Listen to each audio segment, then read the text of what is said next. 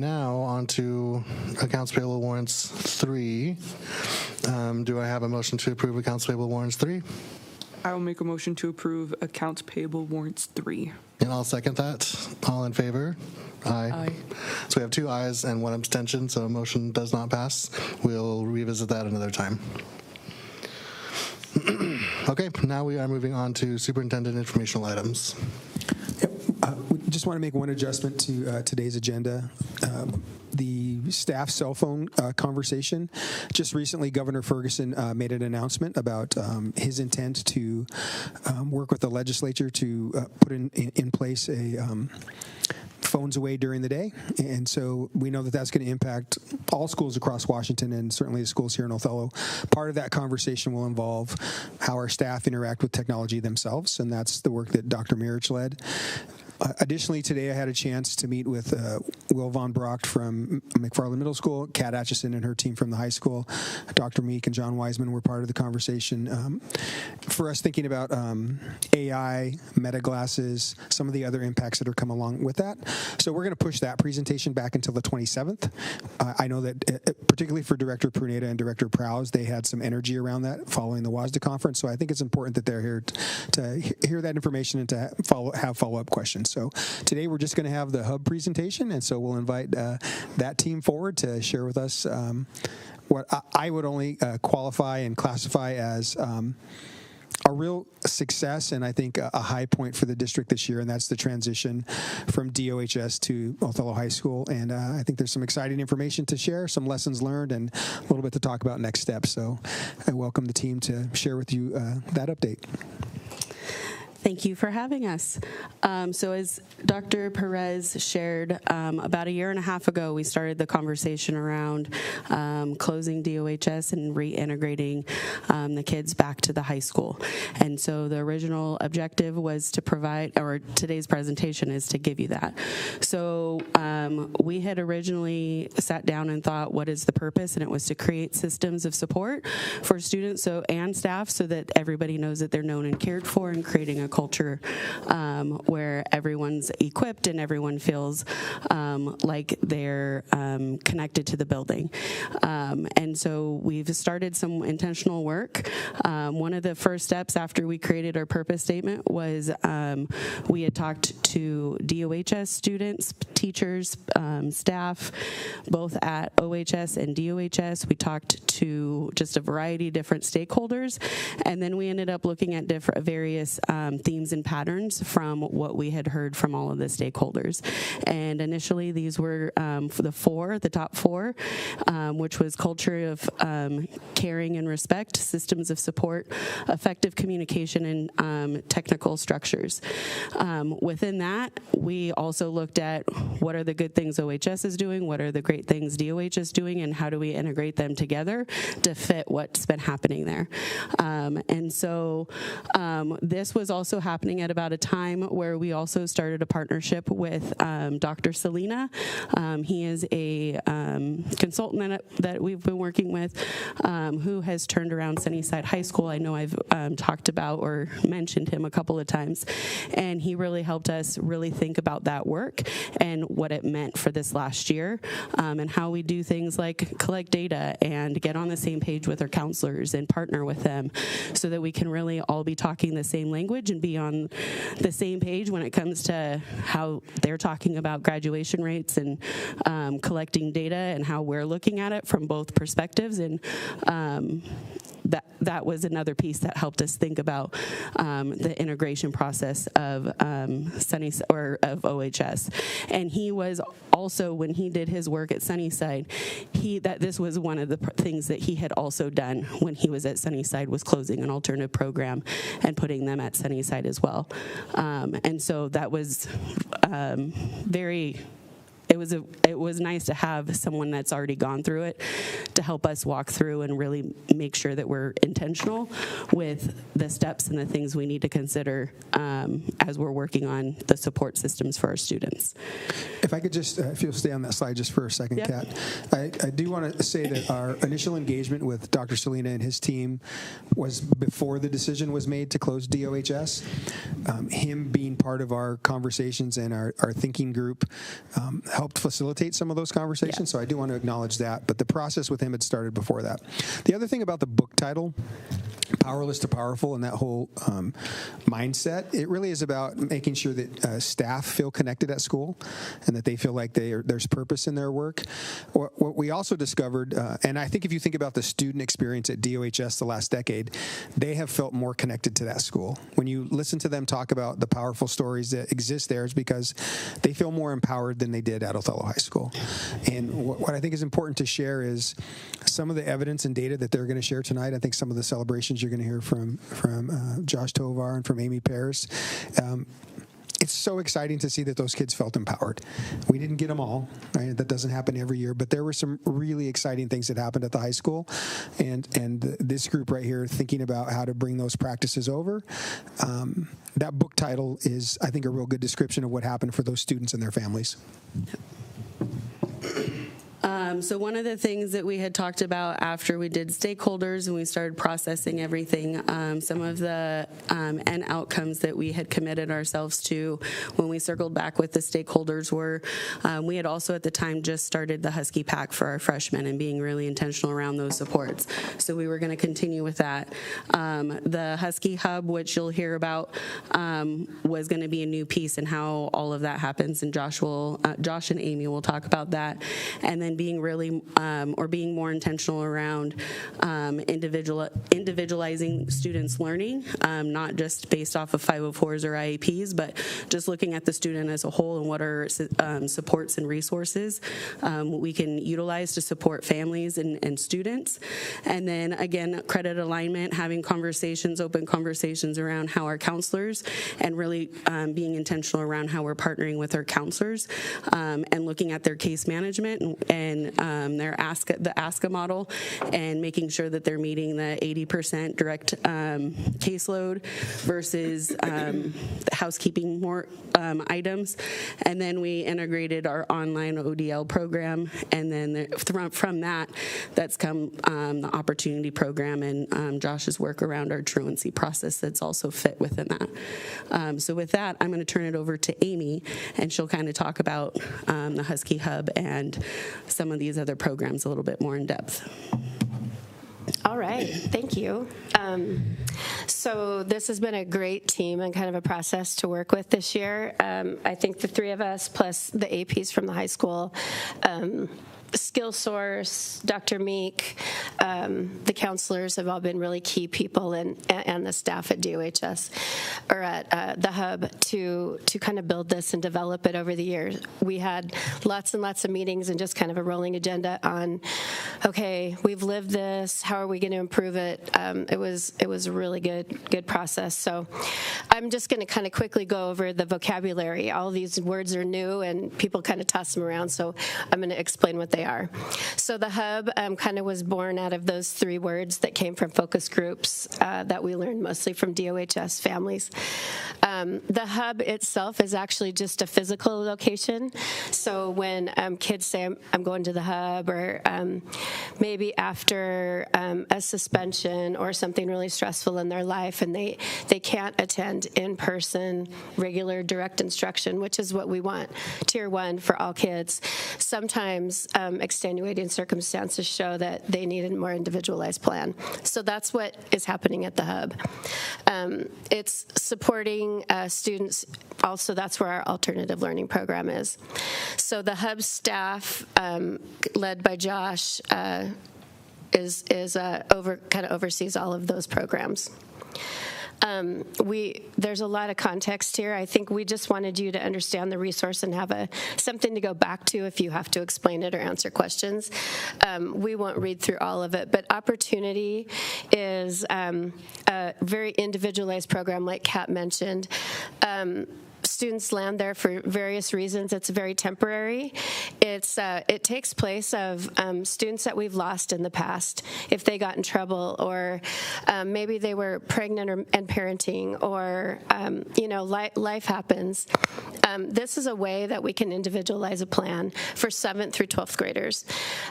We have an online platform over there called Edgenuity, and some students, all they can manage is one class. They take one class, and they get support from the staff and people who love them and care for them. And sometimes that's all it takes to turn them around. Sometimes they can keep up with their regular classwork by accessing their Google Classrooms with support again. So our goal of opportunity is fluid. Help them get over, whatever it is going on with support, and then hopefully they acclimate back into their regular education. The ODL, Othello Digital Learning, is our full-time online program. So this is a full-time placement that students access now through an application process. It's very intense. They have to be online through ALE. That's a state-guided program for 27 and a half hours a week.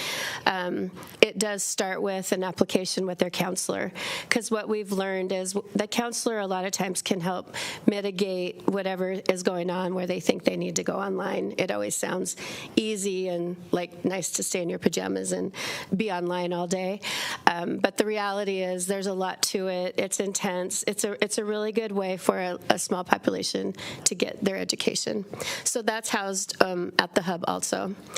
Then we have an echelon called Sorry, Hub. can I ask a question Oh, about yes. the Go ahead. about the online learning? So if they're in this, do they do some of both, or are they only in this? So we have both. We have both, okay. We have a lot of students who are just, this is it, and maybe they come in once or twice a week and meet with Mrs. Jones. She runs the online program, and there's a lot of ALE compliance and paperwork that goes along with that. We do have students that if they need their pathway to graduate, they might do online but access a couple CTE classes, like or electives at the high school, so that they can still manage their pathway. The hybrid isn't perfect. If you need online, why is it okay? So there are some circumstances, but for the most part, it's just fully online. Thank you. Yeah. Hub classes are direct instruction core classes that happen on the high school campus. So built into the master schedule are a handful of courses that have a small class size with a very skilled relational style teacher. This is really a mirror of what happened at DOHS, the right people who are reaching out to students. A lot of times they're retaking a core class and they needed it in a little bit different way. And those kids are hand-placed. There's not a lot of those, maybe. There's 4 to typically 6. 1 or 2, depending on the need of the students and what's happening, but it's not a big chunk within the core classes. But it's really nice to have that option as well for circumstances. And then finally, credit retrieval and academic press classes. We've always had credit retrieval options. So juniors and seniors who need to take a class to meet grad requirements outside of the school day, they might just work on that on their own. This is housed also at the Hub.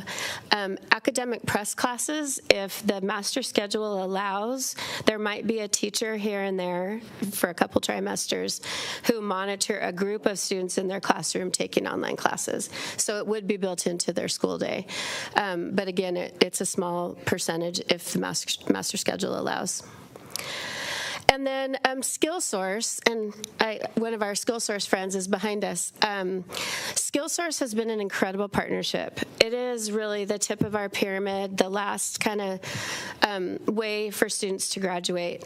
And they can go over to SkillSource if they haven't been successful in any of our other layers and earn a GED or a high school diploma or both. We have students doing all of the above. And SkillSource, we have a program called Open Doors that's a state-affiliated program that allows us to kind of share an FTE. So we really work together. And I would say this year it has been a stronger partnership than ever. The high school counselors have really made a lot of connections with the SkillSource staff. They've beefed up their staffing, have offered incentives, wraparound services. It's incredible, and we have some numbers this year that are unheard of. In the past, we would have completers. We would have students who would get their GEDs or earn their diploma. But they were few and far in between, and we were hoping kids were getting connected with jobs and taking care of childcare issues, so other health needs were being met. But this year we had 12 students at the time of the high school ceremony that had graduated from SkillSource, and 7 of them walked with our students, which was incredible. And then there's another 15 from the class of 26 that are working on GEDs and diplomas, and that doesn't count the students that are younger than that. But I just wanted to give a shout out to Jake and his buddies at SkillSource, because it's been really successful, and we're proud to be a part of that.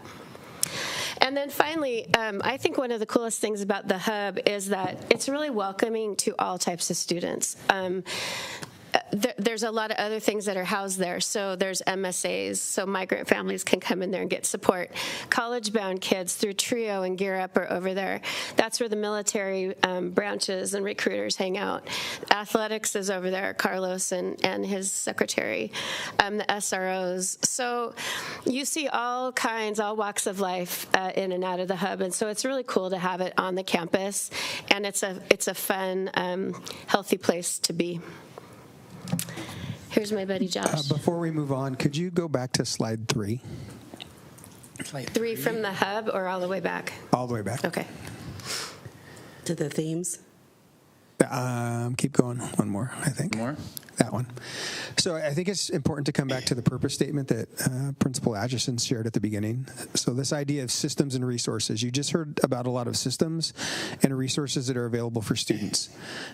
All students and staff to be known and cared for. Hey, I know you may have had difficulty in a discipline issue at school, but we still care about you, and here's how we're going to help you re-engage with our school community.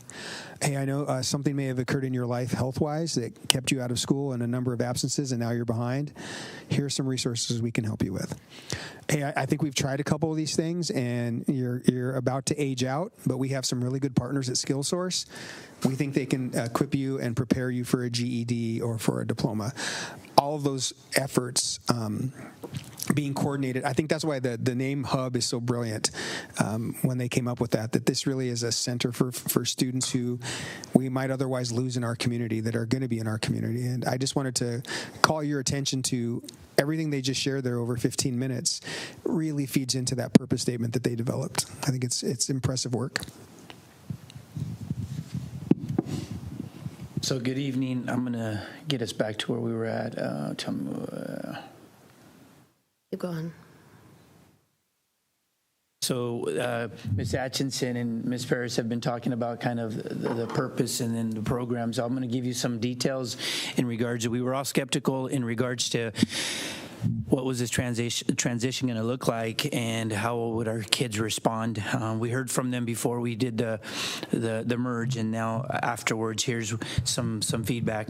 The Husky Hub trimester 1, I'm not going to read all of this stuff, but when we started we had Mr. Jones and we have a Mrs. Jones, so just so you don't get confused. But when we started, Mrs. Jones is running our ODL program, and Mr. Jones was kind of the certified staff member that was selected or hired to be able to run. And when we started off kind of slow, and you have to remember we were kind of building this plane as we were going, not really sure what it was going to look like. So we started with low numbers, and then by trimester 2 we had a total of 42 students that were in this process. And I think it was every week we were going through our success meetings. These are meetings that are intentional meetings focused on looking at our students who are green, yellow, and red. We obviously spend a lot of time talking about our red students and what kind of services we need to offer them. But by trimester 2, we had 42 students. We had to split them into AM and PM. And the reason for that is we have students that don't get along with other students for a myriad of reasons. So we found what programs worked for these kids. And like Mr. Aaron was asking us about, could they have both? Yeah, some of these kids had a blended program. We have to see what works best for these kids depending on what they're going through in their life. Amy mentioned several different things. Incarceration is another big real thing that happens with a lot of our students who are in and out of Martin Hall. So we also service the middle school kids. So throughout the year, we had an average of, I don't think we ever had less than 3 kids from the middle school, and we had as many as 7 or 8 middle school students down there.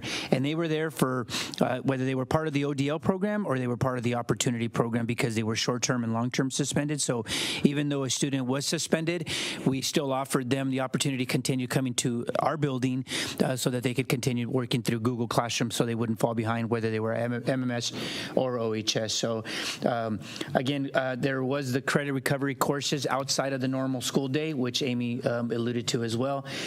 Student transitions, this is a short term coming to the opportunity program where our goal is that these students come for a trimester and maybe they realize that school is important. We actually want them to miss being in the day program. Sometimes what happens with some of these kids, because you find the relationships in this place, they don't want to go back and they want to stay there longer, and that happens more times than you know it. It's no different than when we were at DOHS. Kids would come over. There was a short-term fix where we wanted them to come for a trimester or 2 and then earn the credits and then get back by the next year. Some students chose not to go back. We had the same thing happening, and one of the big focuses that continues to be a problem that we're looking at is how do we earn credits maybe at a faster pace? How do we get these kids to catch up quicker? We have been talking, and we continue talking with the help of Dr. Meek in the district office in regards to what can we do to help these kids earn credit at a quicker pace or maybe have a different credit expectation. Success team meetings, again, that's where what I was explaining to, we have them weekly and we talk about our students who are struggling. ODL updates is, just so you guys know, the digital learning program, we had anywhere from 25 to 40. Why does that number so wide and why does it change? Because some students come in for a short term and some kids tend to stay longer. We had kids even up until the last trimester that were still entering the program. We had one particular student who we couldn't figure out whether to put her in the ODL program or leave her in the opportunity program. She was at Martin Hall, but still running through our Edgenuity program. So she was earning credit and actually doing really well while at Martin Hall. So again, sometimes we get the FTE. This particular was a rare situation, was a rare instance where we didn't get the FTE, but she's still our student, so we don't want her to fall behind. So we were able to offer that for her as well. We also had several kids come back from the Washington Youth Academy in the last trimester, so they couldn't get put into a regular class. So sometimes we put them into the opportunity or the ODL program so that they could continue maybe a class that they had started before they went to the Washington Youth Academy. Let's see. Truancy updates. We also said we were going to modify some of the truancy things that were happening, and some of the great things that happened this year was, I think, attendance awareness for across the board for teachers as well as parents and staff members. We have biweekly meetings with our counselors. We had to kind of be creative. We experimented at the beginning of the year, but we kind of got a good groove by the end of the year. So we did 9th and 10th graders, and then we did 11th and 12th graders. And what we did is we all sit in my office with all the counselors that are relevant to those grade levels. Our MSAs were part of this, as well as myself. And we projected all of our kids that were struggling with attendance, and then we divided and conquered. Whoever had them on their case management list, we started making phone calls. That led to a lot of face-to-face parent meetings, parents that wanted to come in and talk to us. They wanted to know how their kids were doing and where they were at. Many times parents showed up at our school saying, the app Live 360 says that they're here. And we did locate their kids with the help of security. They were in the gym where they were supposed to be, maybe in a math classroom. So super glad with the awareness that happened, and I think our parents would say the same thing. I'm going to share some data regarding our attendance. We haven't found the solution yet, but we definitely made some growth in that area. Some of these kiddos that were in these programs that we were like talking to on a regular basis, we had to modify their schedule. If you're not going to class every single day, you're not passing your classes, you don't have any credits, we need to do something different, because if not, it's going to be the same until they're going to age out, basically. They're going to be 17 with 1 credit, 2 credits, and we didn't do enough as a system. All of these systems were intended to do more for these kids in an attempt to keep them from dropping out. The community engagement boards is something that's been on there we've been doing this for several years, and it seems like every year we've modified it a little bit. This year we modified it again with the help of Adams County Juvenile Court and Judge Pelabucky. It's a much quicker process. It's a lot of work still. It continues to be a ton of work, especially for our secretary that's at the hub, who takes part of a lot of this. This year we had a judge visit us per his request, and he spent about 45 minutes there and had an interesting conversation in my office about a lot of our kids. A lot of the kids we service were a lot of the kids that he serviced also through a different realm, right? And one of the quotes that he mentioned is probably key to what the work that we do is. They can't ever say you guys aren't trying to do everything possible to keep these kids in school. From the stand, he got to the point by the middle of the year where he was talking about like ODL and opportunity program, and it was after one of the court hearings, probably around March, where he said, hey, we talk about all these, and I'm even recommending these to you and to these kids. Maybe I should come over and see what these programs really look like. And that comment was made after he came over and spent some time at our place, and he really appreciates the work and the effort that our staff is doing at the high school to try to keep kids in school. These next 3 slides, I've put them in there just for your own reference. I wanted you to see by grade level how these kids did. The dates are on the bottom, and these dates are every 2 weeks. And sophomores, they did really well this particular year. You'll notice on this slide, as well as trimester 2 and trimester 3, that they did well. Then you'll notice also in slide 3 where our seniors kind of take a dip because of whether you call it senioritis or whatever the case may be, right? It seems to be the same pattern year after year. This slide here is probably really telling in regards to how the comparison between one trimester to another, between grade levels to another. Again, we probably, I don't remember the math I had. I think it's really close to 83, 84% was our entire school student body for the entire year. Our goal is to be over 90%. That's what we've always wanted. That's what we wanted at DOHS. We're in the lower part of the 80%, but we got some systems in place that this was our first year, and some of the systems that we put into play, I know that they really did have a return on them. And I think probably the coolest part, yes, we helped students, and yes, we helped parents, and we opened more lines of communication, but I think the biggest aha moment came from our teachers, and the amount of emails going back and forth from the teachers to myself or to our counselors or to our admin team asking about this student or that student. And if you're a student that wasn't coming to school and we didn't make contact with you, I'd be pretty surprised. We made contact with them, whether it was in the parking lot as they were trying to sneak away, or they were in the classroom, or we found them at Jazmín or Lighthouse. It didn't matter. The great connections that we have with our local offices, as well as OPD and the sheriff's office. We find these kids everywhere. So, and again, it's not to get them in trouble. It's just to get them to come to school, right, and motivate them. So here's some data regarding, we were wondering, well, how are these kids going to do when they come over from to DOHS, and is it going to be a lower graduation rate? Well, when we came over, we had 19 students that were coming over from DOHS that were juniors. We had 45 seniors, and the 6 seniors or super seniors, they chose not to return to school and did not register this year at OHS. Even if DOHS would have remained, that fact would have still stayed there. These kids were not attending school even there, and we were struggling with these kids. The number of graduates, we had 45 seniors this year that actually enrolled at our school. 40 of these students were able to graduate, whether it was through the GED route or whether it was at OHS. 1 student moved to Spokane, 2 graduated from SkillSource, 2 enrolled in, 2 graduated from SkillSource, and 2 are still enrolled at SkillSource. So they haven't given up on the program. And 1 student graduated from our online digital learning program, but they chose not to walk. And then 1 student was in the ODL and the day program and graduated 1 year early due to her age. She's kind of a really big success story who her age warranted her to be able to graduate. But she just, if Mrs. Jones was here, she'd probably say she's probably made the most growth. She's had her for probably 2.5 years now, if not a little bit longer. And that young lady was able to walk this year. So, this is the graduation rates from past data. I believe I entered 1, 2, 3, 4, 5, 6, 7, 8. Yeah, that was my first year at DOHS, was 17, 18. And we got as high as 69%, and we were doing pretty well. And then we had the questions regarding the merge and how would they do. And we're right at the 88% of those DOHS kids that came over. And the super cool part is a lot of those juniors that are still going to be there next year, the work is not over, but I think most of those kids should be able to make it as well because of the intentionality on their academics as well as their attendance.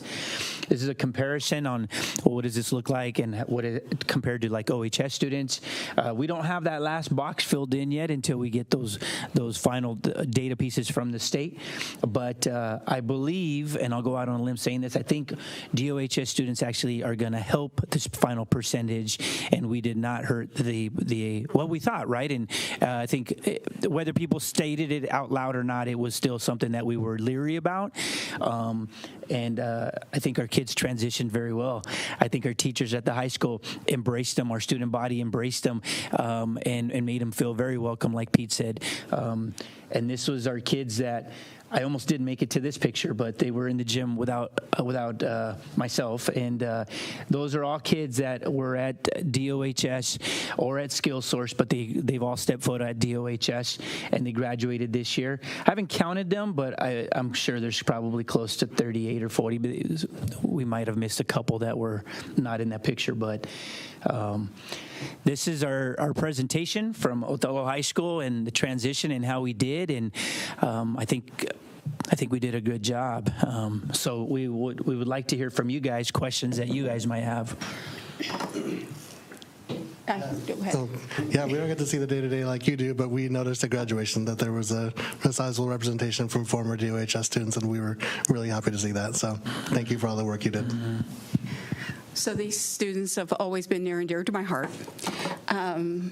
So I was wondering, what do you feel like is the common barrier is for attendance, for students not attending? Do you see a trend, or is it Martin Hall? No, it's not Martin Hall. Okay, that's good. Okay. Yeah, it's not Martin Hall.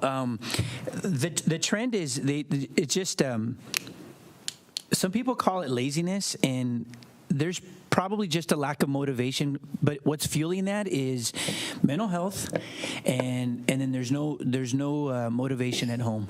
Okay. And that's not a knock on parents. It's just when parents are working to survive, they feel that they believe that their kids are at school. We've had many conversations where I call the parents and they're like, no, they're at school. I'm like, no, I'm calling you because they're not here, and I need your help. Are you able to come in so we can kind of come up with some ideas and some strategies on how to help your kid come to school? When we go to court, Bertie, we have the same discussion, like what can we do to help your kid? Every single student is different, but that lack of motivation that the kids have, sometimes it's just because they just some of them think that they need to get a job already, and we break it down to them. We don't talk about attendance without talking about their academics, and academics is tied directly to credits. Some of these kids, like, they feel like there's no hope. Then you break it down and you diagram like how many credits you can earn and the different pathways. And what we try to do is find what might work for that particular kid that we're talking to in that moment. The Washington Youth Academy doesn't work for every student. Taking them to court doesn't work for every single student. Calling their parents in doesn't work for every student. It's just a lack of motivation where students, the social media, I think, has gotten them to believe that they don't have to come to school to be millionaires, but yet they stop coming to school and they don't become millionaires, and then they find out reality is tough. So I think it's just different types of things fuel that lack of motivation. Okay. They're definitely capable. There's kids up here that we probably should have put the student's name on their diploma, as well as their teacher, their counselor, their parent, an uncle, an aunt, the lighthouse person. I mean, it's just, we worked till the last moment. And I could tell you a story about every single kid that's up there and who played a huge part in helping those students. Right. Well, I'm super impressed that you've now got the judge a buy-in, right? Because oftentimes people who are on this side of a table, judge or otherwise, right, they just see a cause number and they don't see a person, or, and so for me, that makes a lot of difference. One of the other things, and I don't know if we can ever as a school district get over it, but when I was in a position at the Moses Lake School District, attendance secretaries, right? 5 days, 7 days, 10 days. Those were in the letters go out to the parents, which could mean there's holidays, things like that, which are always a barrier. By the time it gets to the juvenile court, to the counselors and all those things, the student might be out 30 days by the time that happens. I don't know what we can do to get over that barrier, because by the time end of September comes, we could have a group of students that have already missed a month of school, right? But it's only showing maybe 7 days or maybe 10 days. So how do you, I don't know if there's something that we can look at. So one of the things that we do in the success team meetings is we start like the third week of school looking at attendance, behavior, academics. That's kind of where the on-campus, off-campus lunch privilege came from. And so from that conversations, if we see a theme, Josh and the counselors and that whole team are making the phone calls early on before the 3, the 5 day, and the 7 day things to start those conversations as early as possible so that we can partner with the family, with the student, with the teachers, and figure out what do we need to do to get you to come to school, because it's vital. Are those letters available on the app? Because I always felt like, how often are parents going to the mailbox? And is it just another piece of mail? Or is it something that they're opening? You know what I'm saying? Yeah. I mean, when I was in that position, I heard a lot of things, and it was just a piece of mail. If it didn't say urgent, some people weren't opening it up until they then saw that they were being served to come before a board. Were you going to say something, Pete? Just a couple things about attendance in general. I think that was at the heart of your question. Attendance patterns, when you look at the research for students in public schools, at the high school, they don't begin usually at the high school level. Right. Kids, they don't bring themselves to school kinder through 8th grade. And they got to get on a bus, or they got mom and dad. Somebody has to bring them to school. And so you get in these patterns. And if you hit 90% attendance, which is what they shared as their goal, that's still, you could miss 18 days in a school year and still be 90% attendance. Imagine missing 18 days of school. That's seems unusually high, but it's post-COVID. It's one of the experiences that schools across the country are feeling. Folks said, I missed a year and a half. What do you mean I can't miss a few days and go on a family trip and do those kinds of things? So that's part of what we're battling. Parent Square is an effective tool. I remember hearing stories from families saying, I know my kid was gone. I don't need 7 parent squares about it every time. But that influenced their behavior. They started to pay attention because of these success meetings, and that app really did help. And we did get to a point with all the phone calls that parents were asking that we stop calling because they knew it was a problem. It was a good problem to have. The other, I think, most important part about your question that I appreciate is it's why it's called the Hub. You're going to go to a space, a place, a work, a church, a group, a team, if you feel like you're going to get help there, if you feel like you're understood and you feel like you belong. That really is the heart of it. And these kids making it to graduation, they had to come to school. They had to feel like there was hope. They had to feel like there was a pathway and another chance for them to be successful. And we want all of our kids to feel that. So I think what you're getting at, that complex, big question you're getting at, it's all these systems and layers that these people are putting together to make that happen. And in addition, 2 things. like Pete said, it happens and it starts earlier on. One of the things that we do, Bertie, and we started this last year, we're meeting, Scott and I, Mr. Schwartz, are meeting with all the incoming freshmen who are already identified as struggling in that particular area, whether it's academics, or behavior, or whether it's attendance.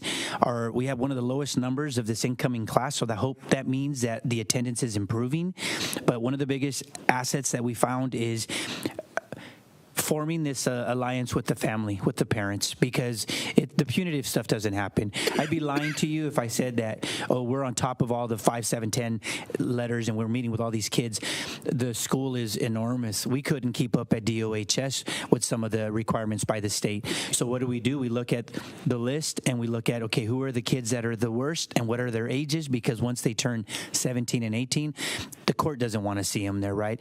The second thing I wanted to mention is regarding our judge is that Judge Pelabucky, I've only had him and Judge Dixon, right? But Judge Pelabucky, he literally reads every single piece of artifact that's in the kid's file.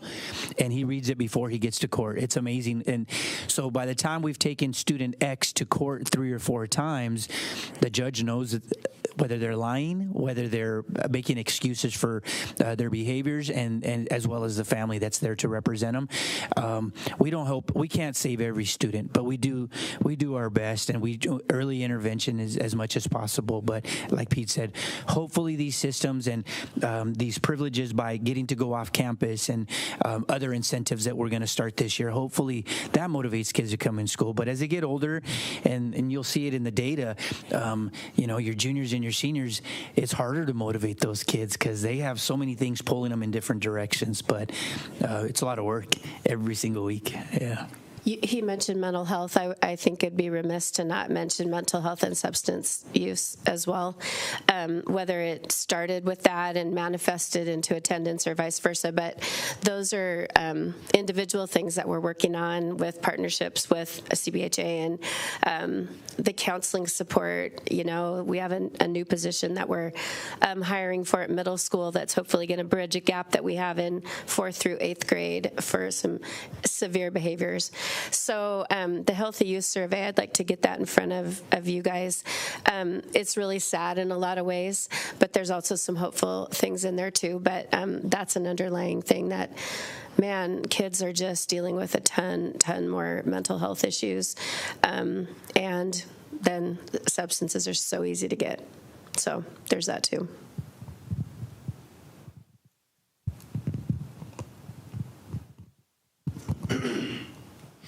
Okay, any other questions or comments about the presentation? Okay, thank you again for being here and for all your work. I appreciate it, and the students appreciate it.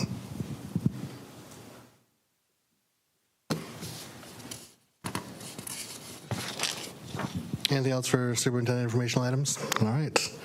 Is there any public comment today? Okay.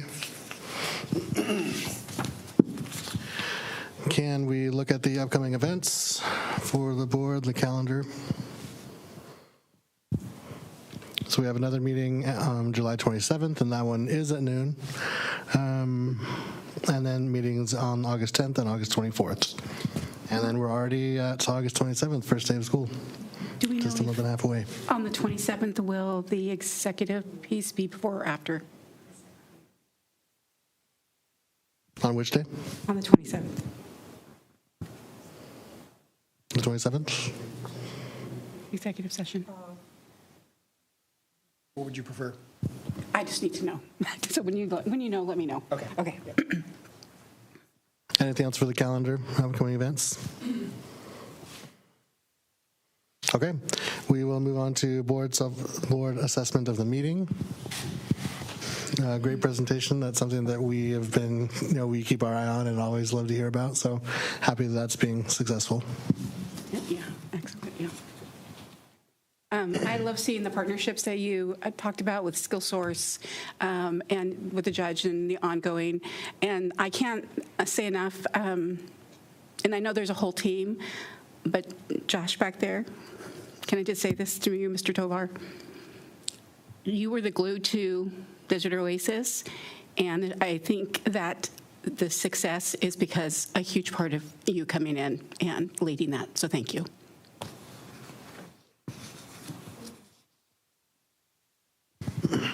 we're missing some board members tonight.